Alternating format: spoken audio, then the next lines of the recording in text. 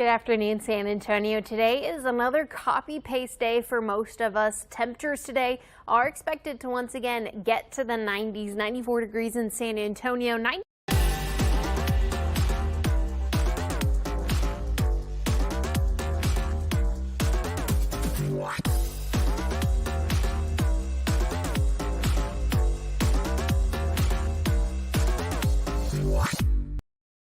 Live from KSAT 12, the 6 o'clock news starts right now. We continue to honor them just because we know that if it had happened to us, they would do the same for us. As law enforcement, we decide to make the ultimate sacrifice sometimes, and this is just a way to pay tribute to those that did September 11th, 24 years ago.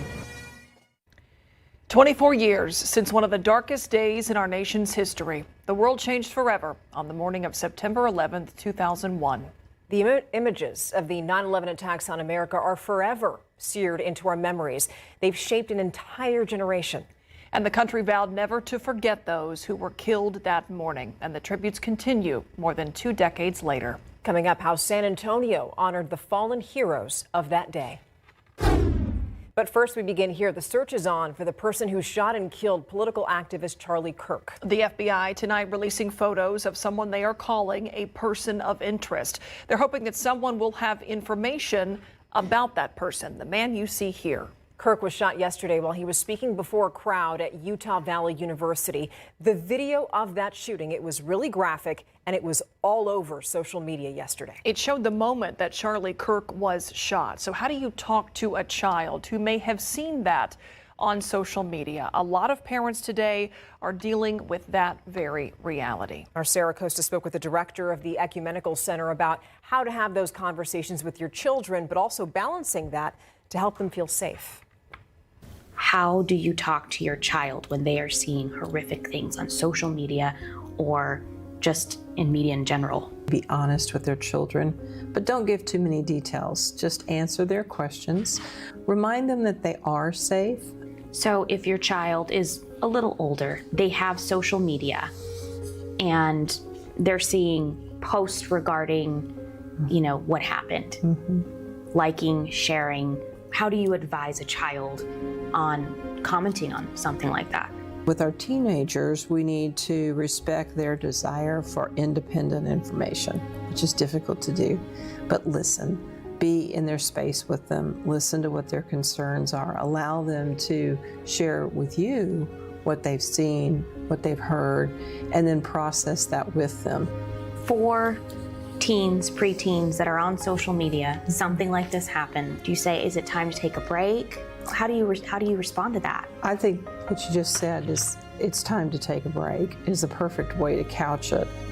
Anything you want to add to this? So look for signs of stress, like sleeping too much or not being able to sleep, not eating enough or overeating. If they're younger, they may throw tantrums, and they didn't do that as much in the past. If your child withdraws or your teenager withdraws, which is not uncommon for teenagers, you really have to be very deliberate in being with them. When you see those signs, have those conversations, and if those things keep persisting, then maybe it's time for professional help. Exactly. Showing that courage and taking that step. We do have sliding scale appointments so as to take barriers down so people can get the help that they need. Sarah Costa, KSAT 12 News. 2 teen brothers charged with capital murder appeared in juvenile court today. Those teens are accused of taking part in the beating and shooting death of an SAISD student, Simon Cuevas. If you remember, Cuevas died in April after a group attacked him while he was walking home from school on the city's west side. Police arrested the 14 and 16-year-olds last month, and this morning, both of them went before a judge who decided whether they should remain in custody. That hearing revealed the boys did have a prior record, and the 16-year-old was on probation at the time of Cuevas' murder. Has 2 referrals to the department. He was initially referred for robbery on 12/15/24. Was placed on a 9-month deferred contract. While on his contract, a warrant was issued for his arrest. The judge decided to keep both teens in custody for at least another 10 days until their next hearing. Another suspect, 18-year-old Fernando Flores, remains in the Bexar County Jail awaiting indictment. And 20-year-old Cesar Tijerina shot himself at a home in Laredo last month and later died from his injuries. More than 30 local children are in safe hands tonight, and that is thanks to San Antonio Police and also U.S. Marshals. For a little less than 3 weeks, they collaborated on something called Operation Lightning Bug to find missing kids in San Antonio. And now they're focusing on the suspects. We're told that at least 3 people have been arrested for harboring a runaway. Investigators have also executed 9 felony arrest warrants in this case, and they've also opened an additional 5 human trafficking investigations. San Antonio Police told us that as of tonight, 45 minors are still missing in San Antonio. A San Antonio City Councilwoman publicly reprimanded today over her DWI arrest. 8 of Evelise Mesa Gonzalez's colleagues voted for her censure today. So if you're keeping track, this is 7 weeks after police arrested her. So the question is, why is she being censured now? Garrett Berger spoke with Mesa Gonzalez right after that vote. I've been clear in my commitment to take full accountability for my actions, and I will respect the decision of my colleagues on today's vote. That was Evelise Mesa Gonzalez today, referring to this night on July 24th. The District 8 Councilwoman was pulled over on I-10 westbound near Hildebrand. She claimed at least 8 times on the video of her arrest that she hadn't had anything to drink, but she was arrested after she failed a field sobriety test. Last week, Mayor Gina Ortiz-Jones called for a vote to censure Mesa Gonzalez, citing new information. She didn't have much to say after today's vote, though. The state crime lab has asked the Attorney General to block the release of Mesa Gonzalez's blood draw results to KSAT. But court records indicate they are likely in and likely high. The case against her was upgraded Wednesday to DWI with a blood alcohol content of at least 0.15. That's nearly twice as high as the legal limit of 0.08. Councilwoman, you can comment on the upgraded charge against you. No, not right now. I already, right now we're focused on the work of City Hall, so thank you so much. I think we've released a comment to y'all, but thank you very much. There was little public comment from council members who had already discussed it behind closed doors. And as a body, we cannot normalize allegations of drinking and driving, just as we cannot ignore it when it happens. This is the 3rd time it's come up in 3 years. District 10 Councilman Mark White was censured after his December 2023 DWI arrest. And the council gave his predecessor, Clayton Perry, a vote of no confidence after a November 2022 drunken hit and run. But both their public rebukes happened within 2.5 weeks of their incidents. The censure vote was not unanimous. Phyllis Villagrán, the District 3 Councilwoman, was absent for the vote. A spokeswoman said she had prior commitments. District 5 Councilwoman Terry Castillo abstained, her office saying in a statement that it reflected her position on the broader principle of peer censure among elected officials. And Mesa Gonzalez recused herself and did not vote either. Now, the censure doesn't have any practical effect on Mesa Gonzalez's ability to act as a councilwoman. She can still vote, she can still participate in council discussions. But this has also come with the mayor temporarily suspending her from her committee assignments, something that could very much have an effect on her ability to shape policy as it makes its way through City Hall. Live outside City Hall, I'm Garrett Berger, KSAT 12 News. All right, Garrett, thank you.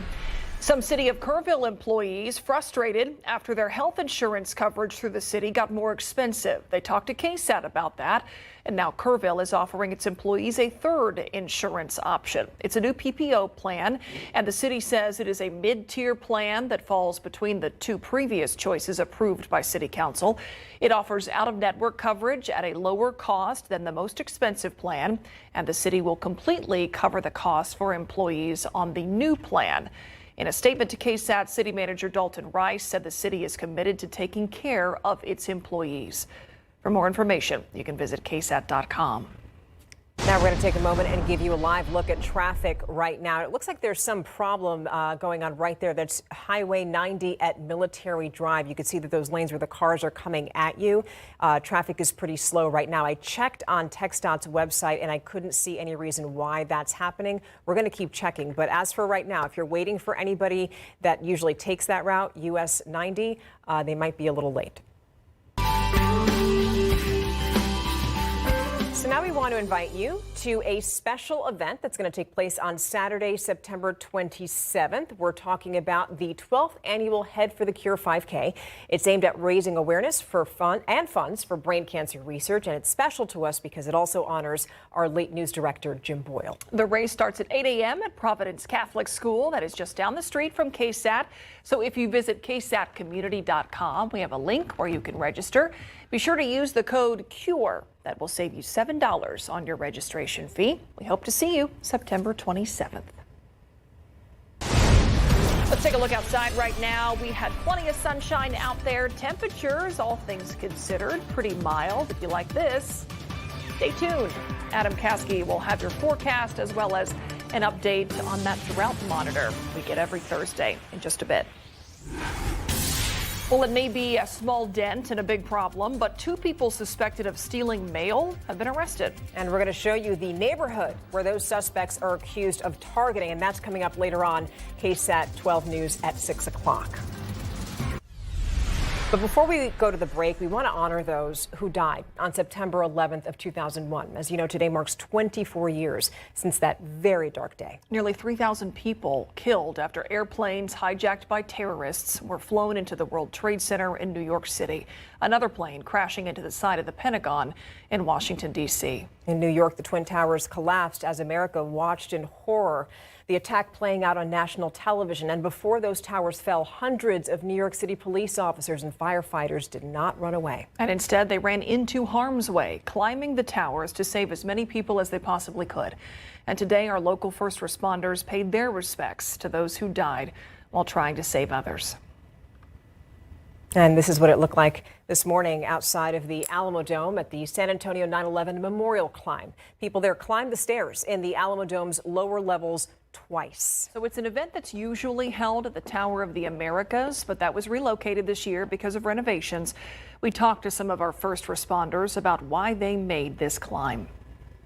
And so it's my first year doing it, and I didn't want to miss the opportunity to do it. It's tiring, but it's a lot of emotion. It's very overwhelming. 9/11 is also known as Patriot Day, and on this Patriot Day, thousands of volunteers gathered at Fort Sam Houston National Cemetery to clean the headstones and the burial grounds of our fallen veterans. That also includes Lieutenant Colonel Karen Wagner, a Judson High School graduate who died at the Pentagon during the 9/11 attacks. Wagner High School right here in San Antonio would later be named in her honor. We're going to take a quick break, but before we do, we want to take you back to Ground Zero, just days after the September 11th attacks. The nation sends its love and compassion. God bless America! To everybody who is here. Thank you for your hard work. Thank you for making the nation proud. And may God bless America.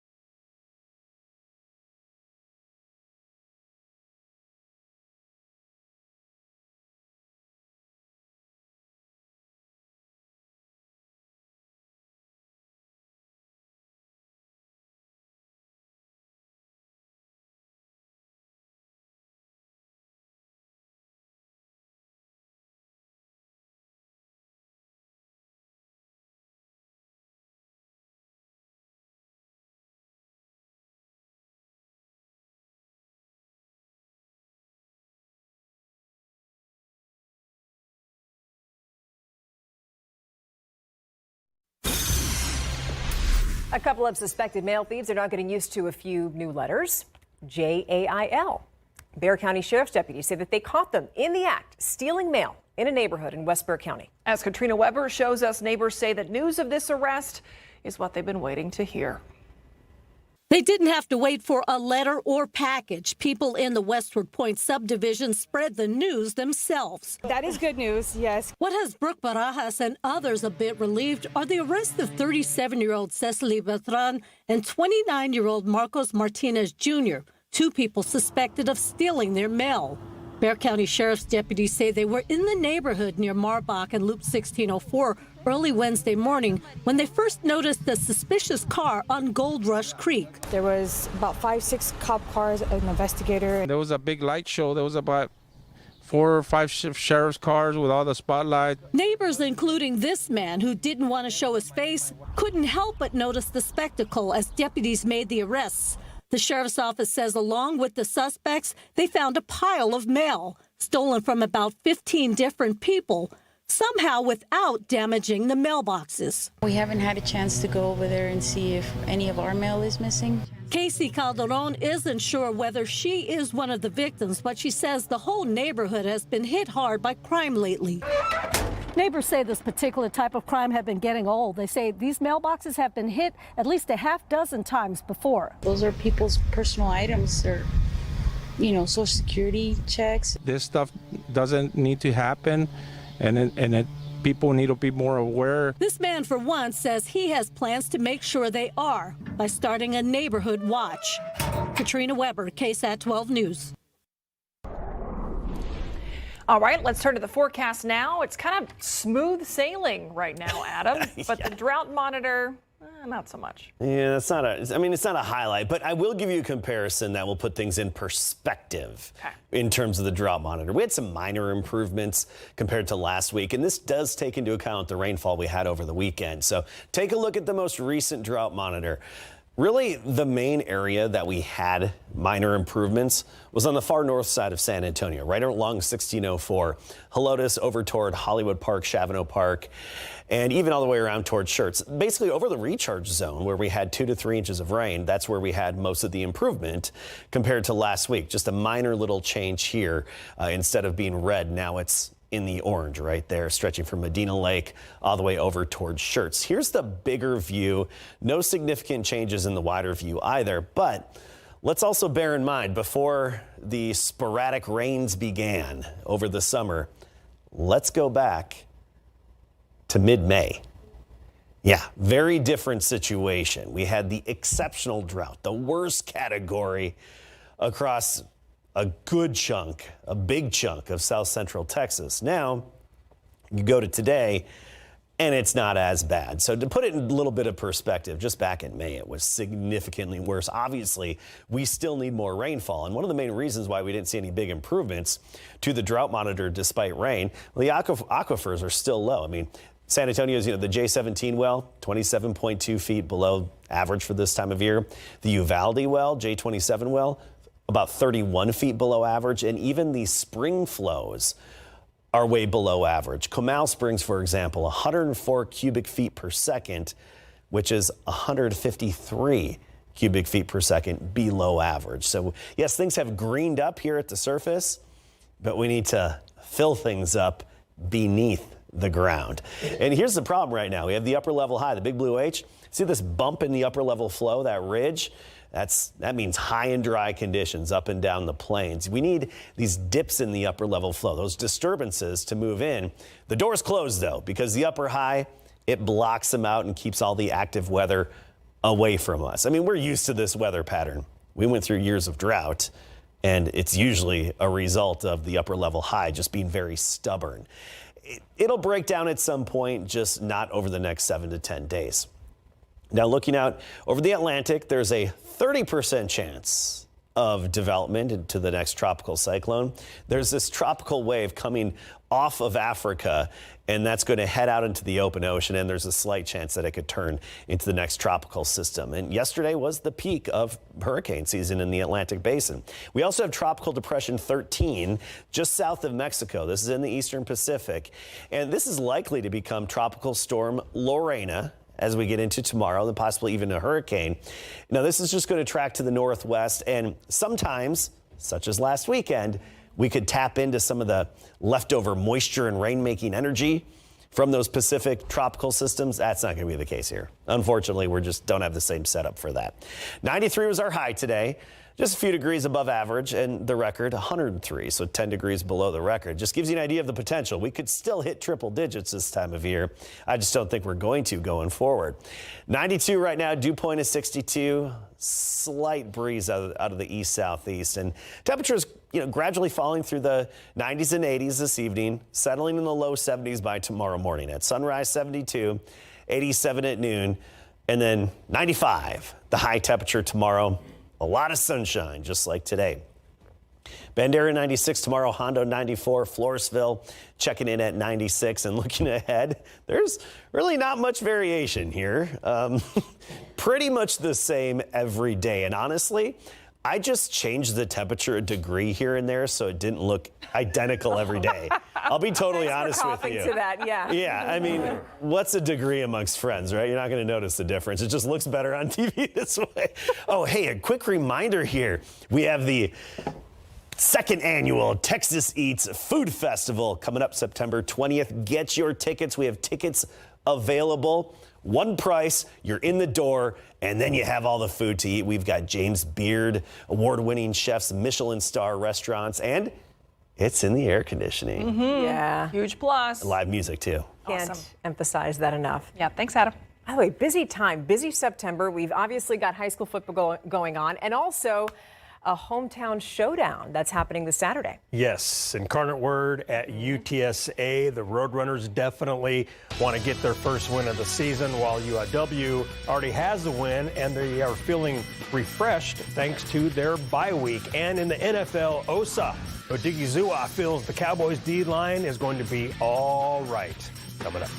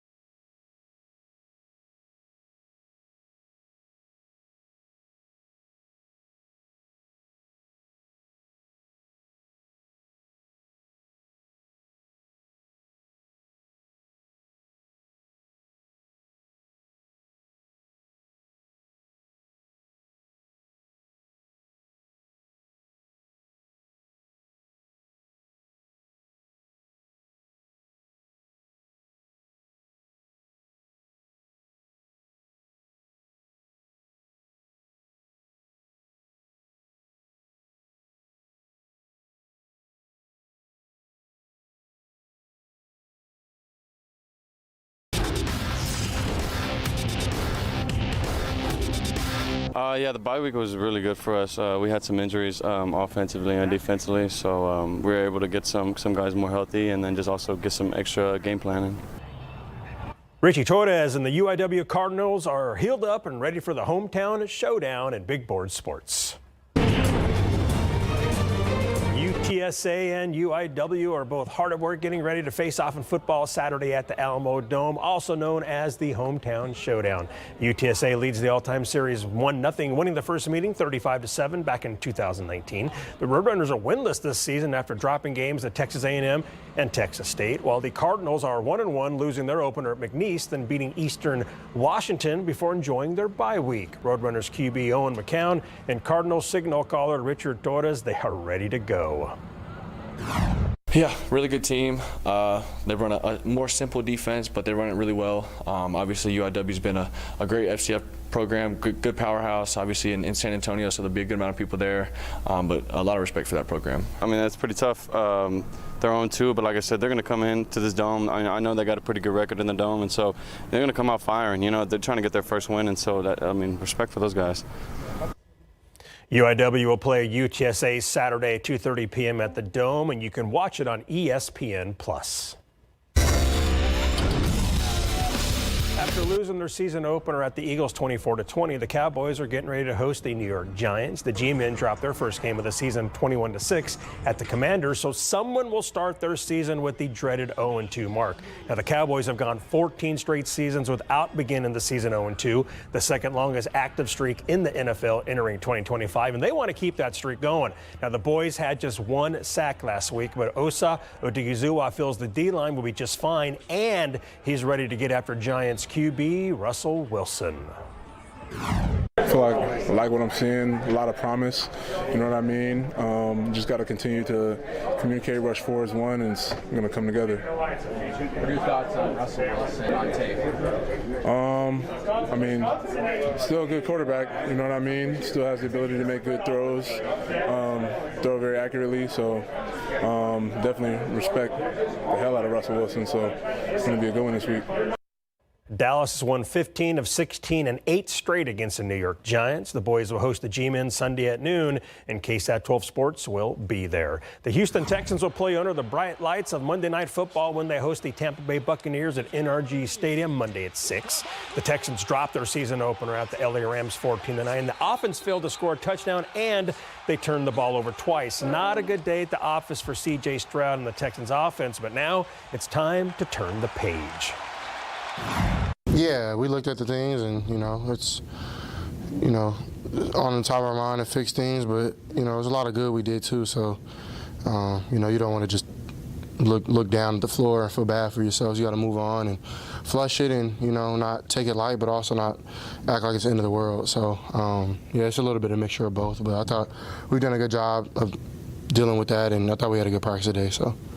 And if you're going to the game Monday night, fans are encouraged to wear white, as the Texans will wear their Liberty white uniforms because it's the Liberty whiteout game. Good stuff. There you go. Thank you. Thanks, Larry. All right, we are talking Puro Picks for the weekend. Coming up next.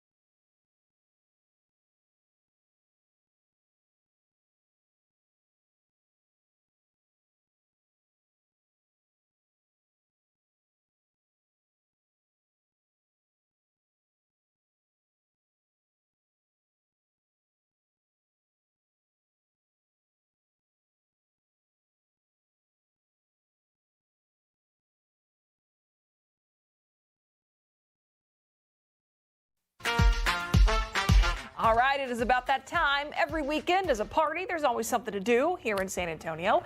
We want to make sure that you know what's happening around town. And who better to tell us what's going on than Stephanie Guerra, who is always in the know. She joins us now for Puro Picks. Welcome. I need to hire y'all as my hype women permanently. You know what? You join us here Thursdays at 6:30. Yeah. Hype you up. Thank you. It's always fun. So now let's hype up the events that we have going on for the next few days. I know tomorrow it's going to start the Juan Gabriel Philharmonic Tribute. Yes, so Wanga fans, we are excited for this. This is something nobody else in the country has really seen. San Antonio Philharmonic has partnered with the award-winning conductor Felipe Tristan, and they are doing a tribute to Juan Gabriel, who passed away, a few years ago. And we love him. We love his music. We still listen to it all the time today. Everybody grew up with him. Classic Mexican artist. And this is going to be really special because people keep asking me, well, is it just the orchestra? And I'm like, it's not just an orchestra, right? It's the Philharmonic. It's special. But there are going to be guest vocalists that will be there. And I even saw some surprises from local mariachi groups that will be there. So it'll be a beautiful weekend. The shows are Friday, Saturday, and Sunday. And in the Scottish Rite Hall, which most people don't get to ever step foot in. It's right downtown. It's an old lodge, and it's huge. It's beautiful. It's historic. So hopefully everybody can get tickets to that. There's different levels of ticket prices, but there are still some left. Friday, Saturday, and Sunday, but I'm sure they'll go quick, so make sure to get them soon. Yeah, and a Scottish Rite new home for the San Antonio Philharmonic. Just this year. So, and I want to remind everyone, it's their new home. They're fundraising. It needs a little love in that place, but it's beautiful, and these dollars from the events go towards supporting that. Very cool. Okay, next event, Frost Bank Center, totally different venue, Noche UFC. Yeah, so obviously this weekend we're celebrating all things 16. So that is going to be a puro party weekend for sure. Noche UFC is awesome because UFC is coming back to San Antonio. It's a Latino version of this, Noche UFC. And they have a giant headlining card, Diego Lopez and Gene Silva. So, even if you're not the hugest UFC fan, it's just a really exciting event to attend. You get to see, the new people at the preliminaries, and then the main card starts at 5. They have this giant UFC letter set up in La Villita right now. You can go take pictures with. You can go to the weigh-ins. If you go to the UFC website or the Frostbank website, you can see the events that are happening all weekend long, even if you can't make it to the event itself. But I just thought this was really cool. We haven't had UFC here in a while. San Antonio loves UFC, and to support the Mexican fighters, that's a really cool event for 16 weekend. Okay, so you're talking about 16 de septiembre. There's a parade and a cool-off party. Yes, so of course, it's still hot. Yeah, it's still need a cool-off party. We have not cooled down yet, but Avenida Guadalupe Association, which is right on the west side on Guadalupe Street, this is actually going to be their 43rd annual 16 de septiembre parade. I love this parade. When I went to middle school at the foyer on the west side, I got to be in the parade with my school. It's so good to see that it's an annual tradition. The Grand Marshal is actually Eddie Torres of the San Antonio Pushrods, and then former Mayor Ron Nirenberg will be the honorary Grand Marshal of the parades. And then afterwards, they have an after party that is the cool-off party. So I don't think they want everyone to get even hotter, but go to Plaza Guadalupe to celebrate. The parade is beautiful if you want to march in it with everybody or just spectate. That's awesome to see, and then you can go to the party afterwards too. But great way to celebrate in the heart of the West Side, the heart of Latino culture here in San Antonio. All right, next up we have the River Aid San Antonio Benefit Concert. Yes, so River Aid, I know we've talked about them before. They organize volunteer cleanups of the river all throughout the river and creek beds, yes, in San Antonio, and we really need them. So this is a fundraiser concert at the Echo Bridge, which if you haven't been, so neat to see the Echo Bridge actually getting statewide recognition. They were in Texas Highways featured recently. And so if you go under the bridge over by Tandem Coffee Shop on the south side, you see concerts there. So the fans sit on one side of the river, the band is on the other side of the river. The acoustics are amazing. They normally have a light show because it's in the evening. And this is a fundraiser for River Aid to help us keep cleaning up the rivers. Jed Craddock Band and Terrell Scott are playing. It's $10, but just go and check out that beautiful experience. If you look them up online, the Echo Bridge Appreciation Society, they help clean up the area and clean up the river, and it's just a beautiful concert experience you really don't get anywhere else. Very cool. Viva 16 at Pearl. Yeah, so we're still partying, right? Like, we're going to party all the time, all weekend. This is Monday. They are celebrating from 6 to 9 p.m., so you can go after work. Ooh, it's going to be on a Monday. Beautiful, big civic ceremony with the Consulate General de Mexico, and they're going to have mariachi, folklorico, local artists, DJs. It's free, you know, the Pearl Park. It's always a beautiful, fun event, so I'm excited for the 16 at the Pearl on the, you know, on the actual event day, because the grito happens at midnight. This won't go till midnight, but you can at least party before. So also something on Monday happening at the Aztec Theater as well. Yeah, so this is, I'm so excited for this group to come back to San Antonio. Duran Jones and the Indications are performing at the Aztec Theater. They're one of my favorite souldies bands, so modern bands that have a mix of soul and oldies and a little bit of contemporary R&B. Duran Jones actually lived here during the pandemic, so it was really cool to see them, who they originally recorded in the Midwest, and he's actually from Louisiana, but he was inspired by San Antonio. He's got a new album out, and they're performing that album and the favorites on Monday night. So if you can make it out there, it starts at 8 o'clock, but it's going to be an amazing show, and it will sell out. The tickets are low right now in availability, so if you want to check them out, look up their music, and I'll be there, so I'll see y'all there on Monday night. Cool. All right, Stephanie. Jam-packed weekend. Yeah, I don't think you're going to have a voice. We'll see you next weekend. All right, cool. Yeah, I want to give your socials some love. You're a local influencer. Just look up Stephanie Guerra and Puro, and the internet will take you the rest of the way. Yeah. Okay. Thank you for You'll that know what we plug. mean. We don't just check say it out. anymore. Yeah. We'll be right back.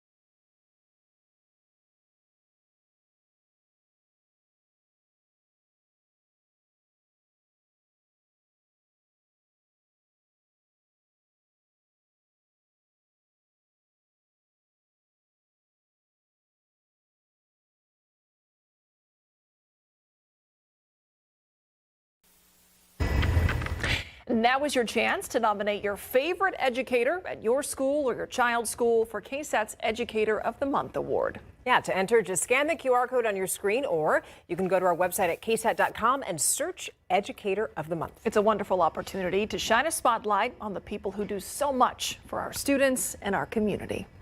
Now let's shine a spotlight on our beautiful day. Look here through our live cam. 92 degrees out there right now. Very nice. It's Thursday. Tomorrow, getting ready to start your weekend. And Adam, it's just mild. I mean, pretty quiet weather-wise. It's what day? It's what day? Thursday. Thursday. Thank you. There you go. Yeah. Therm. Hashtag. Hashtag. So it's hashtag Thermthurs. I want to show you quickly where the Saharan dust is. We didn't have a whole lot of it this summer, and we're starting to get out of dust season, but there still is some far out over the open ocean, over the Atlantic, and little bits moving through the Caribbean, but don't anticipate any of this dust anytime soon. We did have a few showers in a couple of areas, especially farther to the east and southeast of San Antonio. We'll take a look at where that was. And of course, we have a longer range outlook in terms of compared to average temperature and precipitation. I've got that for you in just a bit.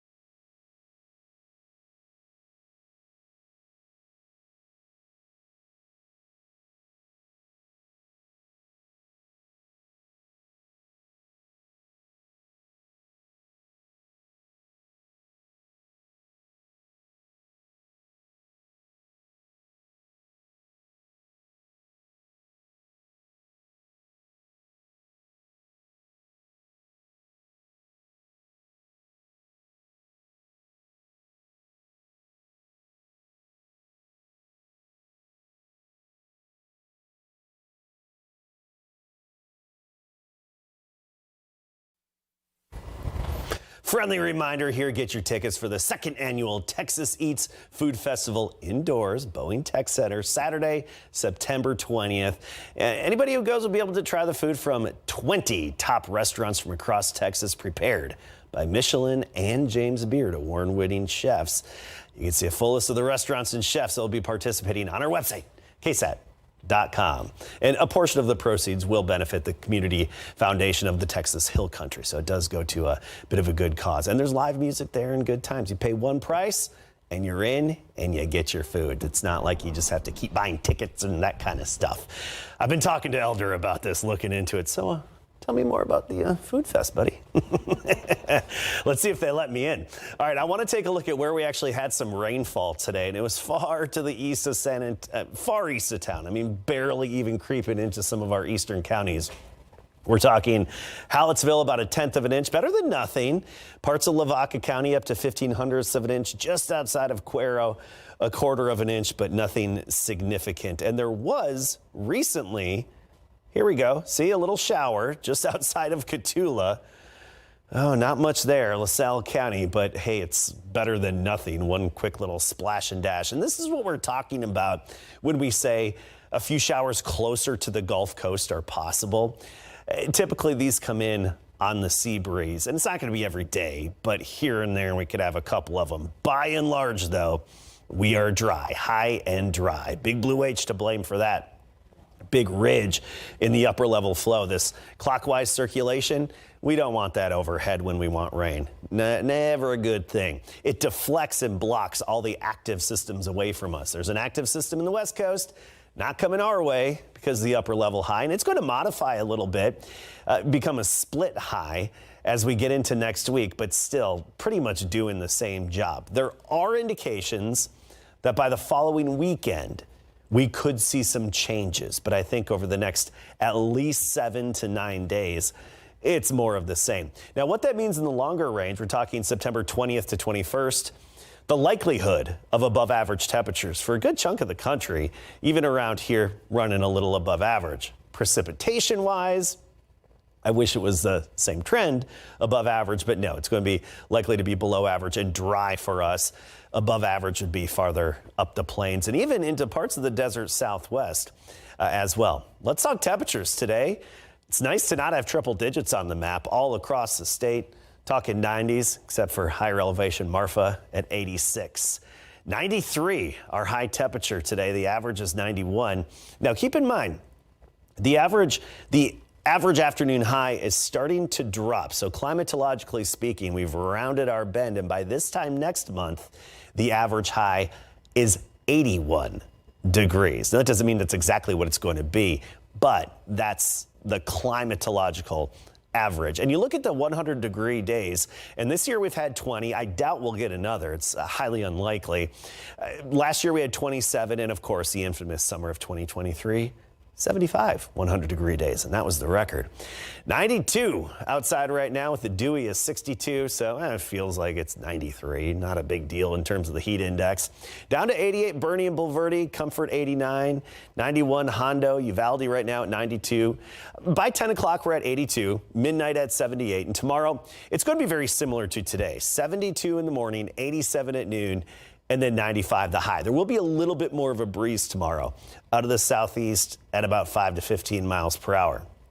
For the most part, we're just looking at mid-90s all across south central Texas, not anticipating triple digits even in the typically hotter spots south and west of San Antonio. And like I said before, I only switched it a degree or two just to make it look better on air. Hey, the countdown is on. Oh my How many days until Christmas? 105 days until Christmas. Now, of course, the importance of that is that it is the busy time of year for me. Not only am I working on the standard 6-inch thermometers, but also the ornament thermometers that are 4 inches and a lot more complicated in creation because there's very little room for error. So I know it may be 105 days away from Christmas, but this is the crunch time when it comes to homemade thermometers to get ready for the ornament season so we can have a good, big giveaway this time of year. So yes, we are already thinking Christmas in the thermometer making department. That's what I'm going to call it from now on, just thermometer making department. Oh, there you go. Here we go. Weather Center Christmas tree, lights up and running. Yeah, I keep it behind the set all year because you never know when you're going to need it. And it reminds me, hey, I need to make when I see it. Yeah, I need to make get ornaments ready. All right, we have a winner. Michael Ocho of San Antonio, the winner of this week's homemade thermometer. Go to ksat.com/thermometer to enter the drawing. 100% homemade. Blow the glass, fill with alcohol, not mercury. Seal, calibrate, generate a scale. Made with love. Yes. Start to finish. Start to finish, baby. It's so good. All individual masterpieces. They are. They're like snowflakes. They can be similar, but no two identical. Fact, by the way. Fact. Look it up. Thank you. We'll be right back. I don't need to.